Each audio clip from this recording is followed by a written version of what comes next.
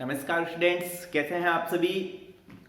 उम्मीद करता हूं कि आप मिशन 100 के यूट्यूब चैनल पे जितने भी वीडियोस अवेलेबल हो रहे हैं, आप तक पहुंच रहे हैं, उनका आप भरपूर फायदा उठा रहे हैं। अब तक हमने देखा कि हम 2.1 एक्सरसाइज में एक जो बड़ा टॉपिक था हमारा यूक्लिड विभाजन एल्गोरिदम, वो हम कंप्लीट कर चुके थे और उसके द्वारा हमने क्वेश्चन नंबर 3 हल किया था।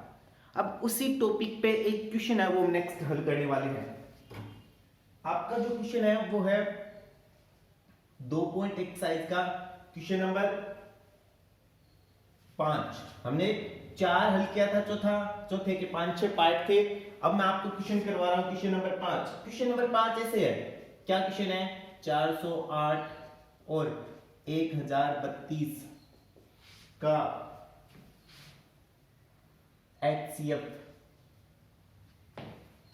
1032x माइनस 408 गुणा 5 के रूप में लिखा जाता है।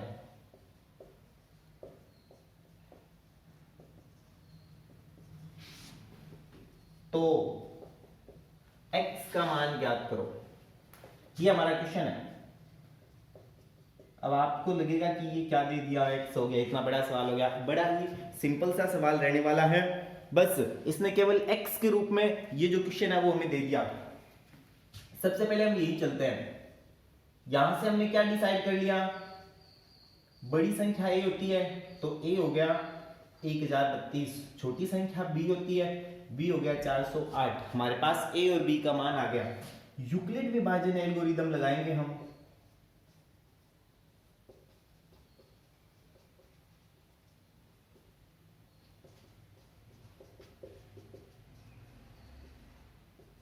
यूक्लिड विभाजन एल्गोरिदम में क्या कहती थी, a बराबर bq प्लस r होता है। तो 408 और 1032 का यदि हम HCF ज्ञात करेंगे तो हमें 1032 को यूं लिखना पड़ेगा, 1032 बराबर 408 गुणा। अब 408 से हम 2 बार गुणा करते हैं, 3 बार गुणा करते हैं तो आपको सीधा दिख रहा है 4 × 3 1200 में चला जाएगा, यानी 3 बार तो जाएगा नहीं, 2 बार ही भाग जाएगा, 2 बार चला जाएगा। कितना हो जाएगा? 408 × 2 816 होते हैं। 816 में से 1032 हम घटाएंगे तो घटाने पे कितने प्राप्त होते हैं? 1032 में से 816 घटाएंगे तो 216 हमें सामने दिख रहा है, 216 ये शेषफल रहने वाला है। अब इस शेषफल शून्य नहीं है, इसका मतलब एक बार फिर से ये प्रोसेस करनी है। इस बार 408 में लगाना है, इसका भाग लगाना है, 216 का लगाना है। तो लगाते हैं, कितने बार जाएगा भाग? एक बार, 216 हो गए, कितने बच गए? यदि ये 416 होते तो पूरे पूरे 200 बचते, ये 408 है यानी 8 कम है, यानी कितने बचेंगे? 192। इस प्रोसेस को फिर से दोहराएंगे, 216 यहाँ लिखेंगे, 192। इस बार ये जो 216 ये a बन जाएगा, ये b बन जाएगा, एक बार भाग जाएगा, कितना बचेगा? 8 होते 200, 16 और जोड़ दो 24 बच गए, 24। 192 बराबर 24 गुना। अब 24 की यदि आपको टेबल आती है तो 24 × 8, 24 को 8 से गुणा करने पे पूरे पूरे कितने होते हैं? 192 होते हैं, यानी 8 बार भाग पूरा पूरा चला जाएगा। कहने का मतलब है कि हमारा जो HCF है वो हमें कितना प्राप्त हो जाएगा? HCF बराबर 24। उतारिए स्टूडेंट्स, यूक्लिड विभाजन एल्गोरिदम हमने लगाया और यूक्लिड विभाजन एल्गोरिदम से हमने प्राप्त कर लिया कि 1032 और 408 का जो HCF है उसको 24 लिखा जाता है। इन दोनों का यूक्लिड विभाजन एल्गोरिदम से HCF आता है 24। यहां तक उतार लिया आपने, हमने a बना दिया 1032 को, 408 बना दिया b, और पहले 2 बार भाग गया, 216 शेष बचा, फिर 408 में 216 का दिया, एक बार भाग, शेष बचा 192, फिर 216 का 192 भाग लगाया एक बार, शेष बचा 24, 192 में 24 का पूरा पूरा भाग चला गया। अतः हमें जो HCF प्राप्त हुआ वो प्राप्त हो गया 24। अब आगे जो क्वेश्चन है वो बड़ा इंटरेस्टिंग है, वो ये कह रहा है कि ये जो हमें HCF प्राप्त हुआ है ना, ये किस रूप में लिखा जाता है? ये लिखा जाता है इस रूप में, 1032x माइनस 408 गुणा 5। ये किसको लिखा जाता है? ये कह रहा है HCF को लिखा जाता है। यानी जो HCF हमें 24 प्राप्त हुआ था उसको हमने ऐसे लिखा 1032x माइनस 408 गुना 5 बराबर 24। ये तो 1032x ऐसे ही रहना, ये गुना हो जाएगा, आप कीजिए गुना। जब इसका गुना करेंगे तो 8 × 5 40, 4 × 5 20, यानी 2024। अब ये गणितीय संख्या इधर आ जाएगी, 1032x बराबर 24 प्लस 2040 हो जाएगा। ये 2040 इस 24 में जुड़ जाएगा तो आपको पता है कितना हो जाएगा 2064। कहने का मतलब है x का मान आ जाएगा 1064 बट्टे 1032, यानी x बराबर 2। x का मान निकालना था, x को सिंगल करेंगे, इधर ये गुणा में 1032 भाग में आएगा, 2 बार भाग पूरा पूरा चला जाएगा। कहने का मतलब है कि इस x का मान कितना है 2। तो यूक्लिड विभाजन एल्गोरिथम की सहायता से हमने ये दूसरी एक्सरसाइज का 2.1 का क्वेश्चन नंबर 5वां हल किया, जिसमें कि x का मान आ गया 2। चलते हैं हम नेक्स्ट क्वेश्चन की ओर।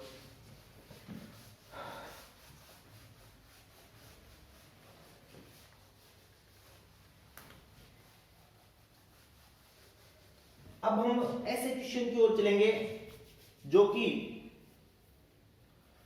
देखने में एक अजीब सा क्वेश्चन लगेगा आपको, हालांकि बोर्ड के एग्जाम होते हुए 7-8 साल हो गए, ये क्वेश्चन है वो आज तक कभी नहीं आया पेपर में, लेकिन हमें क्योंकि सीखना जरूरी है, हम स्टूडेंट हैं तो हमें क्वेश्चन को हल करना आना चाहिए हर हालत में। क्वेश्चन क्या है, सिद्ध कीजिए कि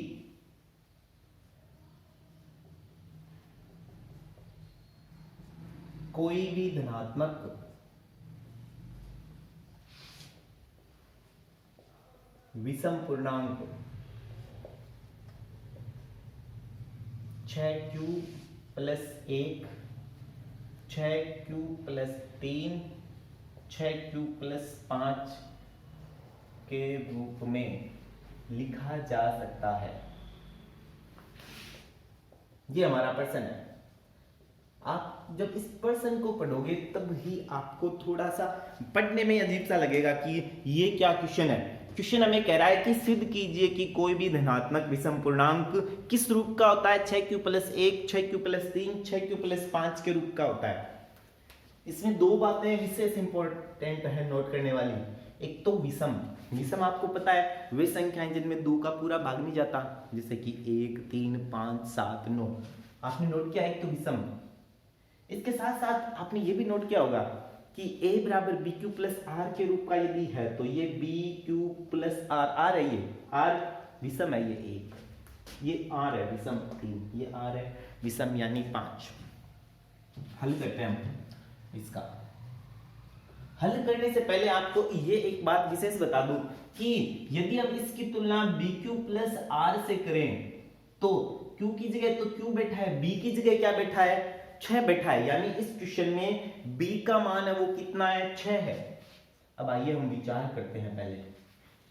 b का मान 6, b का मतलब हम पढ़ के आए हैं यूक्लिड एल्गोरिथम जो विभाजन एल्गोरिथम थी उसमें हमने क्या पढ़ के आया है कि b का मतलब होता है भाजक, और यदि 6 यदि भाजक है तो शेषफल की स्थितियां कितनी होती है। मान लो कि हम किसी संख्या में 6 का भाग लगाते हैं, आप विचार कीजिए अधिकतम शेषफल कितना बचेगा। 6 भाजक है तो अधिकतम शेषफल आपको पता है, अधिकतम शेषफल 5 बच सकता है। 5 से बड़ा शेषफल, पॉइंटों की बात अलग है, बाकी 5 से बड़ा शेषफल संभव नहीं है। यदि शेषफल 6 बचेगा, 6 बच ही नहीं सकता क्योंकि भाजक 6 है, तो 6 बचने की स्थिति में शेषफल 0 हो जाएगा। उदाहरण से समझ लीजिए, मान लो ये 12 है, शेषफल कितना बचेगा 0। मान लो 13 है आपके पास, 2 बार भाग चला गया, शेषफल कितना बचेगा 1। इन प्रत्येक शेषफल को भी विशेष तौर से आप देखते जाना। 14, शेषफल कितना बचेगा 2, 15, शेषफल कितना बचेगा 3, 16, शेषफल कितना बचेगा 4,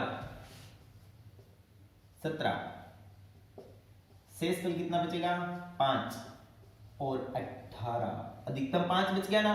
अब 5 से 17 से नेक्स्ट संख्या कौन सी 18, इस बार भाग पूरा भाग 3 बार चला जाएगा इस बार, यानी शेषफल 0।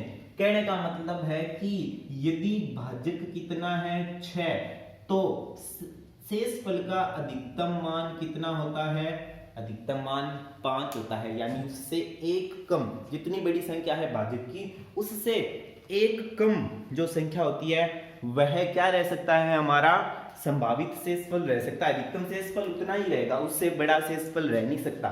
तो क्योंकि मैंने ये क्रम से लिए हैं, आप कोई भी संख्या ले लो, यदि उसमें 6 का भाग लगाएंगे तो शेषफल है वो या तो 0 बचेगा या 1 बचेगा या 5 तक बचेगा, इससे ज्यादा बड़ा शेषफल 5 से बड़ा बचने वाला नहीं है। अब आप एक विशेष ध्यान रखिए, जहां पे शेषफल 1 बचा है, जहां पे शेषफल 3 बचा है, जहां शेषफल 5 बचा है, वो सारी संख्याएं कैसी है, जहां 1 बचा है वहां शेषफल संख्या कैसी है, विषम। 3 बचा है वो संख्या कैसी है, विषम। और जहां पे 5 बचा है वो संख्या कैसी है, विषम संख्याएं हैं। यानी हमने ये प्रैक्टिकल के तौर पे तो देख लिया कि जहां पे शेषफल कितने बच रहे हैं, 1, 3 और 5 यानी विषम संख्याओं के शेषफल बच रहे हैं, वहां पे पूर्णांक भी कैसा है, विषम है। अब ये तो हमने प्रैक्टिकल से देख लिया कि हाँ भाई विषम है, इसको हम थ्योरेटिकल कैसे लिखेंगे वो आपको सीखना है।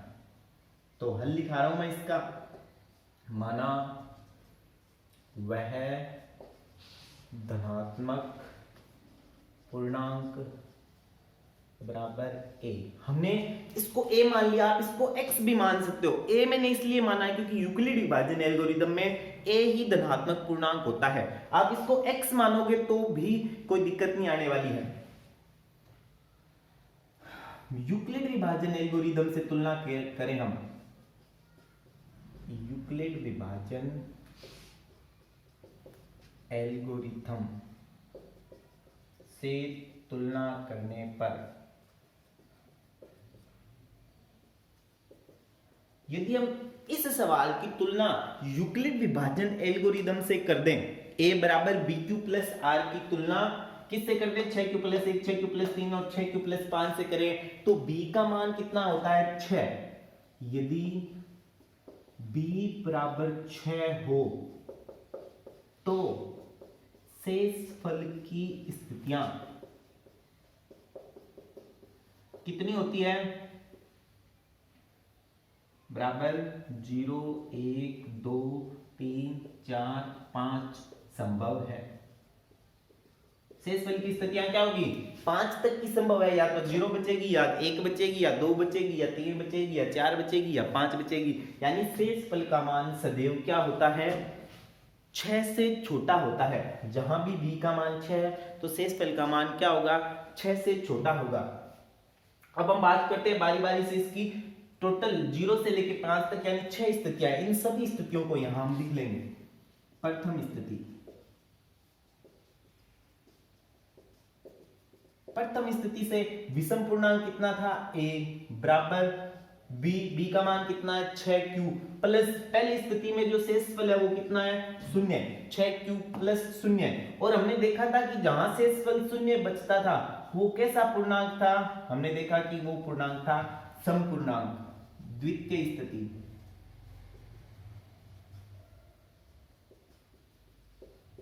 कितना, a बराबर 6q प्लस 1। अब इस शेषफल की बारी है, तो हमने देखा कि जहां शेषफल 1 बचता था वो पूर्णांक कैसा था, विषम पूर्णांक था। ऐसे करते हुए हम 6 की 6 स्थितियां हैं वो सारी उतार देंगे।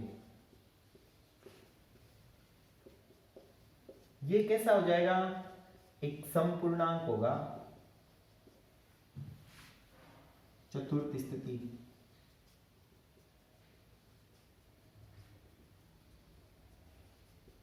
a बराबर 6q प्लस 3। और आपने देखा कि जहां शेषफल 3 बचता था वह पूर्णांक कैसा था, विषम पूर्णांक था। पंचम स्थिति यानी पांचवी स्थिति, पांचवी स्थिति में हमने देखा इस बार कितना है शेषफल, 4। इन सभी शेषफलों को यहां उतारते जाना है शेषफल में, प्लस r की जगह। और ये कैसा था, समपूर्णांक था। षष्ठी स्थिति, a बराबर 6q प्लस 5, ये कैसा है, विषम पूर्णांक है। अतः सिद्ध होता है कि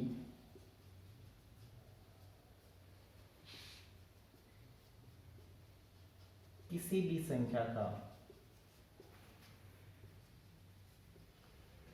किसी भी धनात्मक संख्या का विषम पूर्णांक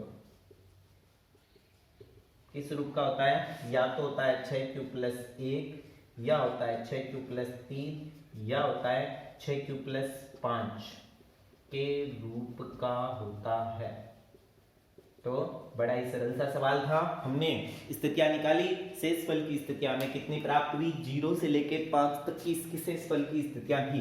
इस तरीके से हमने कहा कि इसमें जो शेषफल की स्थितियां वो 5 हैं, तो टोटल 5 तक बच सकते हैं 6 स्थितियां। तो इनको हमने सभी को दिखाया। पहली स्थिति में हम संख्या को a को लिख सकते हैं 6q प्लस 0, क्योंकि पहली स्थिति शेषफल 0 बच रहा है। और वो पूर्णांक कैसा था? हमने प्रैक्टिकल से देखा, सम पूर्णांक था। a बराबर 6q प्लस 1, जो 1 बच रहा था वो कैसा था? विषम पूर्णांक। ऐसे जहां शेषफल 2 था, सम 3 था, विषम 4 था, सम 5 था, विषम। अब को जरूरी नहीं ये सवाल विषम का ही आए, इस सवाल को ऐसे भी पलट सकता है। यहां पे दे दे आपको, क्या लिख दे? समपूर्णांक। जैसे समपूर्णांक लिखेगा ना, यहां ऐसे लिखना पड़ेगा 6q प्लस 2 6q प्लस 4 के रूप का होता है। कोई जरूरी नहीं है 6 लिखे, आपको लिख दे 4 लिखते ही जो समपूर्णांक है वैसे बन जाएंगे 4q प्लस 2। ये स्थिति आएगी नहीं 6q प्लस 4 की, क्योंकि शेषफल अधिकतम 3 ही बच सकते हैं। ठीक है, यानी शेषफल की स्थितियां ऐसी होती है। शेषफल की स्थितियां हैं वो कैसी होती है? शेषफल जो होता है, r का मान होता है वो 0 से तो होता है बड़ा, और 5 से क्या होता है? छोटा। 5 या 5 के बराबर भी हो सकता है, और 5 से छोटा ही रहता है। तो इस तरीके से हम कह सकते हैं कि कोई भी जो विषम पूर्णांक है वो किस रूप का होता है? 6q plus 1, 6q plus 3, 6q plus 5 के रूप का होता है। अब आपको मेरे को होमवर्क करके भेजेंगे कि कोई भी धनात्मक विषम पूर्णांक किस रूप का होता है? 5q प्लस 1, 5q प्लस 3 के रूप का होता है। ये आपका होमवर्क बन जाएगा इस क्वेश्चन का। किसी भी संख्या का धनात्मक विषम पूर्णांक 5q प्लस 1 या 5q प्लस 3 के रूप का होता है। अब आप समझ गए होंगे कि शेषफल की स्थितियां 1 और 3 में ही विषम होंगी। तो स्टूडेंट्स अब हम आगे चलते हैं। जो मैंने आपको बताया था कि 2.1 के एक पहले और दूसरे क्वेश्चन है, वो थोड़े से लंबे क्वेश्चन है और थोड़े से आपको अभी अजीब से भी लग सकते हैं। तो मैं अभी उन क्वेश्चन को नहीं करा के हम नेक्स्ट अपनी एक्सरसाइज है उस पर चलते हैं। 2.2 एक्सरसाइज 2.2 जो एक्सरसाइज है वह है अभाज्य गुणनखंड की। सबसे सरल टॉपिक है 10वीं क्लास के स्टैंडर्ड के लिए, बहुत ही सरल सा टॉपिक है अभाज्य गुणनखंड। हम अब सीखेंगे अभाज्य गुणनखंड। ठीक है, भाज्य संख्या आपने देखा होगा, अभाज्य संख्या हम पहले सीख चुके हैं। कोई भी भाज्य संख्या क्या होती है? जिसमें किसी का भाग चला जाए वो भाज्य संख्या होती है। लेकिन क्या आप जानते हो कि यदि हम भाज्य संख्या के टुकड़े करें तो जो टुकड़े हमें प्राप्त होते हैं वो सभी क्या होते हैं? अभाज्य संख्याओं के रूप में होते हैं। इसी को गणित की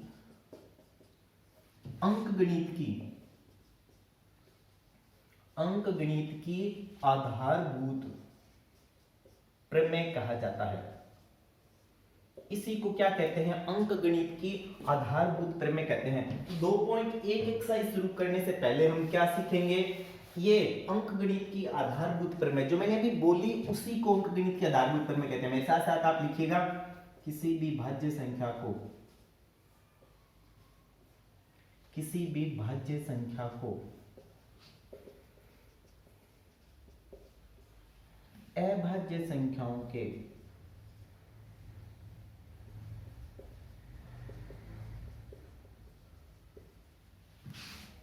गुणनफल के रूप में, गुणनफल भी कह सकते हैं, गुणनखंड भी कह सकते हैं, गुणनफल के रूप में लिखा जा सकता है।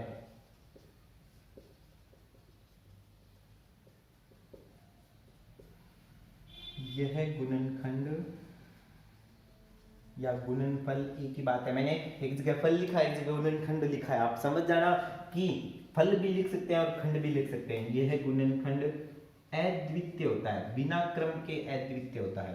तो मैंने बिना क्रम नहीं लिखा, मैंने सीधा ही लिखा है अद्वितीय होता है, क्योंकि हम क्रम से चलेंगे लगभग।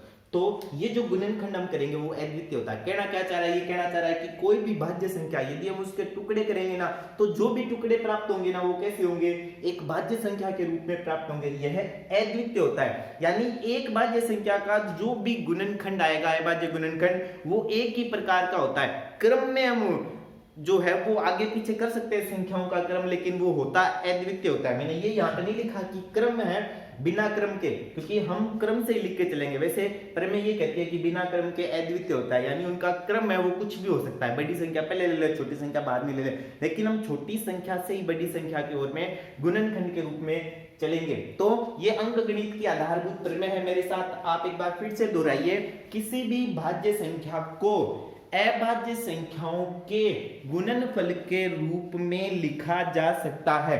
इसे अंकगणित की आधारभूत प्रमेय कहते हैं। किसी भी भाज्य संख्या को अभाज्य संख्याओं के गुणनफल के रूप में लिखा जा सकता है। यह गुणनफल या गुणनखंड क्या होता है, अद्वितीय होता है।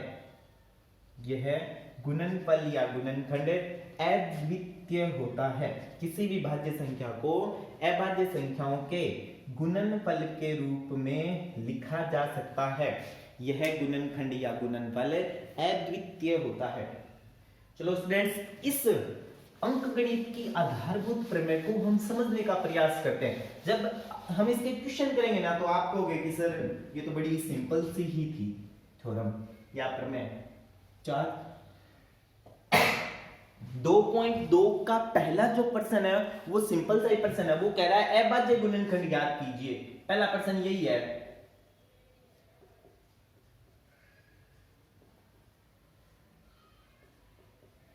क्या प्रश्न है अपना, अभाज्य गुणनखंड कीजिए, यानी हमें संख्याओं का अभाज्य गुणनखंड करना है। और संख्या क्या है, 468। हमारे पास 468 पहली संख्या है, इसका अभाज्य गुणनखंड करना है। तो अभाज्य गुणनखंड आप छोटी क्लासों में सीख के आए हैं।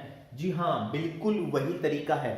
468 को हमें अभाज्य संख्याओं के रूप में लिखना है। तो चलिए स्टार्ट करते हैं। हम 2 का भाग लगाते हैं। हम जब 2 का भाग लगाएंगे 468 में, तो कितनी बार जाएगा, पहले 2 बार जाएगा, फिर 3 बार जाएगा, फिर 4 बार चला जाएगा, 234। फिर से जा रहा है 2 का भाग। हम जो ये अभाज्य गुणनखंड करेंगे, हमारा क्रम यही रहेगा। पहले हम छोटी अभाज्य संख्या लेंगे और फिर बड़ी संख्या। अब आपको पता है इसमें भी 2 का ही भाग जाना है। एक बार 7 बार, 117 हो गए। अब नेक्स्ट जब आप भाग लगाओगे तो आप अपने आप ही ऑटोमेटिक समझ जाओगे इसमें 2 का तो भाग जा नहीं रहा है, कि पीछे पीछे क्या है, विषम संख्या, यानी 3 की संभावना है। 3 का भाग कैसे चेक करते हैं, आप छोटी क्लास में सीख गए हो। तीनों संख्याओं का योग कर लो, यदि उसमें 3 का भाग जा रहा है तो इसमें भी जाएगा। 1 और 1 2, 2 और 7 9, 9 में 3 का भाग जाता है, 9 3 से विभाजित है, इसका मतलब 117 में भी 3 का भाग जाएगा। कितनी बार जाएगा, 11 है तो फिर 3 बार, शेष बच जाएंगे 2, 27, 9 बार, 39 बार चला जाएगा। 9 और 3 बार फिर से जा रहा है 3 का, कितनी बार, 13 बार। 13 में तो आपको पता है एक ही बार चला जाता है। तो ये हमने 468 का अभाज्य गुणनखंड कर लिया। कितना आया, हम लिख लेते हैं। 468 बराबर 2 गुणा 2 गुणा 3 गुणा 3 गुणा 13। यही 468 का अभाज्य गुणनखंड है। प्रमेय से समझते हैं। प्रमेय क्या कहती थी, किसी भी भाज्य संख्या को, 468 को अभाज्य संख्याओं के, ये देखिए 2 एक अभाज्य संख्या है, 3 एक अभाज्य संख्या है, 13 भी एक अभाज्य संख्या है, यानी 468 के जो भी हम अभाज्य गुणनखंड करेंगे उनमें सभी संख्याएं कैसी होगी, अभाज्य संख्याएं होगी। यहां हमने क्रम लिया था, ये कह रहा है बिना क्रम के। आप पहले लिख दो, चाहे 2 लिख दो, चाहे पहले 13 लिख दो, फिर से 2 लिख दो, यानी पहले आप यहाँ 13 का भाग लगाते थे तो भी कोई पहाड़ नहीं टूटने वाला था, यानी क्रम की कोई जरूरी नहीं है। लेकिन चाहे आप पहले 13 का भाग लगाओ, चाहे आप पहले 3 का भाग लगाओ, यह गुणनखंड अद्वितीय होगा। इसकी सबसे बड़ी शर्त यही है कि संख्याएं यही होगी, चाहे आप पहले 13 का भाग लगाओ। तो मूलभूत प्रमेय है वो अब आपको समझ आ गई होगी इस उदाहरण के साथ में। किसी भी भाज्य संख्या को अभाज्य संख्याओं के गुणनफल या गुणनखंड के रूप में लिखा जा सकता है। यह गुणनखंड क्या होता है? अद्वितीय होता है, यानी इसके जैसा कोई दूसरा नहीं होता गुणनखंड के। चलिए नेक्स्ट क्वेश्चन इसी का दूसरा कितना है? 945। 945 का हमें अभाज्य गुणनखंड ज्ञात करना है। 2.2 के पहले का दूसरा करवा रहा हूं मैं 945 का। तो लगाइए दिमाग अपना स्टूडेंट्स। 2 का भाग नहीं जा रहा है, क्या 3 का भाग जाएगा? अवश्य जाएगा। 9 और 4 13, 13 और 5 18, 18 में यदि 3 का भाग जाता है तो इसका मतलब 945 में भी 3 का जाएगा। कितनी बार जाएगा? पहले 3 बार जाएगा, फिर 1 बार जाएगा, 1 से इस पल बच गया 15, 315 बार। फिर से जा रहा है क्या स्टूडेंट्स 3 का भाग? नहीं जा रहा, या जा रहा है 3 और 1 4, 4 और 5 9, यानी जाएगा। 3 का भाग दे दिया मैंने। कितनी बार जाएगा? 105 बार जाएगा। फिर से जा रहा है स्टूडेंट्स 5 और 1 6 होते हैं, 3 का भाग जा रहा है। कितनी बार जाएगा? 35 बार। अब नहीं जा रहा है 3 का, पीछे 5 होता है तो 5 का भाग तो जाता ही जाता है।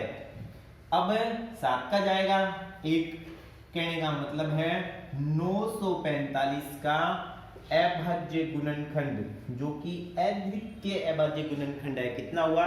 3 गुणा 3 गुणा 3 गुणा 5 गुणा 7। ये 945 का अभाज्य गुणनखंड है आपकी स्क्रीन पर। उतारिए स्टूडेंट्स। अब आप समझ गए होंगे कि दूसरी प्रश्नावली कितनी सरल सी प्रश्नावली है जिसमें कि आपको अभाज्य गुणनखंड जैसे सवाल करने होते हैं। अब मैं तीसरा क्वेश्चन नहीं करा रहा, ये अपराध मुझसे मत करवाना। बहुत ही सिंपल सा क्वेश्चन है, 140 है। अब आपकी जिम्मेदारी है कि ये क्वेश्चन आप करो। 3825 चौथा क्वेश्चन, 3825। लगाइए दिमाग स्टूडेंट्स और बताइए कि क्या इसमें 2 का भाग जाएगा? आधे से ज्यादा तो कंफ्यूज हो रहे हैं। नहीं जाएगा क्योंकि पीछे पीछे कितना है? 5 है। तो कितने का जाएगा? 3 का। क्या चेक कर लेते हैं। 3 और 8 11, 11 और 2 13, 13 और 5 18। कहने का मतलब है 3 का भाग तो जाएगा ही जाएगा। देते हैं स्टूडेंट्स। एक बार पीछे कितने बचे? 8। 2 बार पीछे कितने बचे? 2 यानी 22। 7 बार पीछे कितने बचे? 1 यानी 5, 12 175। 3 का जा रहा है भाग? अवश्य जा रहा है। 2 और 1 3, 3 और 7 10, 10 5 15। 3 का फिर से भाग दे रहे हैं। पहले 4 बार 7 है तो 2 बार कितने बच गए? 1 5 425। अब वो नहीं जाएगा 3 का। क्यों नहीं जाएगा? क्योंकि 4 और 2 6, 6 5 11। अब 3 का नहीं जा रहा है तो 4 को तो जाने से रहा, ऐसे नहीं जाएगा 4 का, क्योंकि हम ऊपर ही 3 का देके आए हैं। 2 से बड़ी संख्या, 2 से बड़ी संख्या 2 का नहीं जा रहा तो 4 का 6 का इनका जाने का कोई सवाल नहीं है। 5 का वैसे जाएगा, पीछे पीछे 5 है। ये नियम होता है कि यदि किसी संख्या के आखिर में 5 या 0 होता है उसमें 5 का भाग तो जाता ही है। 5 का देंगे हम कितनी बार? 8 बार। 40 कितने बच गए? 2 25 हो गए यानी 5 बार। वापस आ गया 5 पीछे पीछे यानी 5 का भाग और जाएगा। 17 इंटू 5 85 होते हैं, 17 बार। ये लीजिए स्टूडेंट्स आपका सवाल रेडी है। 3825 बराबर 3 गुणा 3 गुणा 5 गुणा 5 गुणा 17। ये हमने 3825 का अभाज्य गुणनखंड कर लिया। तो स्टूडेंट्स बड़े ही सरल से सवाल हैं। यदि आप इनको मन लगा के ध्यान से करोगे तो आपके लिए ये बेहद ही सरल होने वाले हैं। तो चलिए आज का हम लास्ट क्वेश्चन करते हैं। इसी का 5वां क्वेश्चन है और थोड़ा सा टेढ़ा सवाल है क्योंकि लंबा सवाल है। 20,570। चलिए मैं आप पे देता हूं ये कि आप इसको कितनी देर में याद करते हो। कीजिए स्टूडेंट्स। 20,570 आप समझ गए होंगे कि पीछे 0 है तो 2 का भाग जाएगा ही जाएगा। कितनी बार जाएगा? पहले 1 बार, 1 शून्य बच गया, शून्य में 2 का भाग जाता नहीं है, भाग टूट गया। 5 आ गया, 5 का कितनी बार जाएगा? 2 बार। कितना बच गया? 1 17। 8 इंटू 2 कितने होते हैं? 16। 1 बच गया 10। 5 इंटू 2 10, 10,285। नहीं जा रहा ना 2 का, पीछे पीछे 5 है। 3 का चेक कर लेते हैं, 1 और 2 3, 3 और 8, 8 2 10, 10 और 6 16, नहीं जा रहा 3 का। 5 का तो जाएगा ही जाएगा, पीछे 5 है। देते हैं पहले 2 बार यहाँ पे, ये दुर्घटना संभावित क्षेत्र है, इसको ध्यान से हल करें। मैं इसको साइड में हल कर रहा हूं, यहाँ आप है ना गड़बड़ करते ही करते हो, क्योंकि आपने तो कसम खा रखी है कि पहली बार में तो सवाल को सही करना ही नहीं है। चलिए मैं साइड में दे रहा हूँ, बार थोड़ा सा बड़ा लिख देता हूँ, जूम कर देता हूँ। कई स्टूडेंट्स को दिखता नहीं है, शिकायतें भी करते हैं कि सर लाइव जो वीडियो आता है उनमें कुछ दिखता नहीं है सही ढंग से कई बार। तो चलिए मैं जूम में लिख देता हूँ। 5 का भाग लगाएंगे 2 बार 10। स्टूडेंट्स आगे कोई संख्या नहीं बची तो हमने 2 का सहारा लिया, बारी 2 की है, 2 में 5 का भाग जाता नहीं है। ऊपर से यदि कोई संख्या उतर गई तो भाग जाना जरूरी है, नहीं जा रहा ना, इसका मतलब भाग टूट गया, भाग टूटे की 0 है। अब 8 को उतारेंगे 28, 5 बार चला जाएगा, कितने होते हैं 25, शेषफल कितने 3, फिर 5 यानी 7, कहने का मतलब है 2057। ठीक है, तो ये छोटी छोटी मिस्टेक। अब आप यहाँ ये मिस्टेक करते कि 257 उतार देते, यदि नहीं बताता ना मैं, आप पक्की बात है यहाँ पे 257 उतारते, क्योंकि ये भाग तोड़ना है ना, ये आपके लिए पहाड़ तोड़ने जैसा होता है। चलिए कोई बात नहीं, आदत है, धीरे धीरे हमारे साथ रहोगे तो सारी चीजें सीख ही जाओगे। चलिए स्टूडेंट्स, अब 5 का तो 5 से जो छोटी संख्या उनका तो दिमाग ही मत लगाना कि भाग जाएगा। 7 का ट्राई करते हैं, यदि हम इसमें 7 का भाग लगाए तो 2 बार 14, 6 बच गए 65, 9 बार फिर 2 बच गए 27, नहीं जाने वाला। 9 का नहीं जाना, 11 का, 11 का लगा के देखते हैं। 11 इंटू 1 11 होते हैं, 9 बच गए 95, 11 इंटू 8 88, 7 बच जाएंगे 77, चला जाएगा स्टूडेंट्स। 11 का भाग जा रहा है, 11 इंटू 1 11, कितने बच गए 20 में से 11 चले गए यानी 9 बच गए 95 हो गए। 11 इंटू 8 88 होते हैं, तो कितने बच गए 88 में 2 और 5 7 बच गए, 7 77 हो गए, 7 बार चला गया 187। अब 11 का है ना तो ऊपर वाली संख्या होगा नहीं, देखिए 11 का चेक कर लो, 11 का नहीं जा रहा इसमें, एक बार जाएगा तो शेषफल कितना बच गया 7, 17 हो गए, नहीं जाना है। चेक करते हैं 13 का, चेक कर लेते हैं हम। 13 का देंगे तो शेषफल कितना बचेगा 5, नहीं जाना। 17 का चेक करते हैं, चला जाएगा, विश्वास है मुझे। पहले एक बार 17 1 17, एक बच गया, फिर से 7 17 यानी एक बार, सॉरी 17 का 187 में भाग लगा रहे हैं, तो 17 का एक बार देंगे तो कितना बच गया 1 17 1 11 बार चला गया, इसका मतलब स्टूडेंट्स यहाँ पे फिर से 11 का भाग जाएगा। तो छोटी छोटी यदि गलतियां हो जाए ना तो ऐसे चेक करते हैं, एक बार 11 इंटू 11 कितना बच गया 7 77 7। ये देखिए स्टूडेंट्स, यदि हमें पूरी थ्योरम आती है तो हमें पता भी चल जाता है कि हमने क्या मिस्टेक किया है। वैसे ये मिस्टेक नहीं थी, हम आगे 11 का भाग लगा देते, लेकिन हमने क्या सीखना है कि क्रम से ही सीखना है। तो अब 17 का चला जाएगा एक बार, कहने का मतलब है कि 20,517 का जो अभाज्य गुणनखंड है वो होता है 2 गुणा 5 गुणा 11 गुणा 11 गुणा 17। ठीक है, आप चेक भी कर सकते हो, 2 इंटू 5 10, ये होते हैं 121 इंटू 17। अब 121 को जब हम 10 से गुणा करेंगे कितना आएगा 1210 गुणा 17, गुणा कर लो। 17 को 0 से गुणा करेंगे, आपका फेवरेट यानी 0। 17 को 1 से गुणा करेंगे 17 यानी आंसर 1। 17 को 2 से गुणा करेंगे 34, एक हासिल वाली यानी 35, कितने रह गए 3। 17 और 3 20, आगे स्टूडेंट्स 20,570, यानी कि हमारा जो ये अभाज्य गुणनखंड है वह पूर्णतया सत्य है। तो स्टूडेंट्स ये था यूक्लिड विभाजन एल्गोरिथम के शेष बचे सवालों का हल, और इसके साथ ही अभाज्य गुणनखंड हल करना हमने सीखा अंकगणित की मूलभूत प्रमेय से। यदि स्टूडेंट्स आपको हमारे वीडियोज पसंद आ रहे हैं तो इन वीडियोज को शेयर कीजिए। साथ में यदि आपको हमारे विद्यालय में एडमिशन लेना है, आदर्श परिवार में एडमिशन लेना है, मैं ये नहीं कहता कि आप मत देखिए, आप किसी भी चैनल को देखिए, किसी भी टीचर से उन सबकी सुनिए, लेकिन चुनिए बेस्ट को, आदर्श को चुनिए, जो कि स्थित है टांटिया कुएं के पास वार्ड नंबर 17 में। आप 1 जून से यहाँ पे एडमिशन ले सकते हैं। धन्यवाद स्टूडेंट्स।